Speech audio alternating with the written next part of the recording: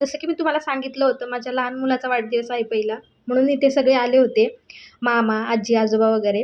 त्यांच्या डेकोरेशनची तयारी चालू होती. ते फुगे फुगत होते आणि ते फुगे घेऊन यांना इतका आनंद होत होता, की काही प्रमाणच नाही त्याला. मस्त खेळले, एन्जॉय केलं, डेकोरेशन झालं. त्याचा दुसरा भाऊ राम तोही आला होता. त्याच्यासोबतही छान खेळले ते. बऱ्याच दिवसांतून भेटले होते, त्याच्यामुळं खूप छान एन्जॉय केलं त्यांनी. डेकोरेशन वगैरे झालं. सगळे पाहुणे वगैरे जेवढ्यांना बोलवलं होतं तेवढे सगळे आले. त्यानंतरनं बड्डेची तयारी चालू केली. तर इथं मामाला शिव चेक करत होता. तो म्हटला की मी डॉक्टर आहे. असं काहीतरी त्यांचं खेळणं चालू होतं. त्यानंतरनं लगेच सगळे आले की आपण केक कापायला सुरुवात केली. बड्डे छान झाला. छोटाच होता घरगुती, पण मस्त झाला. अजिबात कृष्णाने त्रास दिला नाही, अजिबात तो रडला नाही. उलट खूप छान, खूप जास्त एन्जॉय केलं त्याने हे सगळं.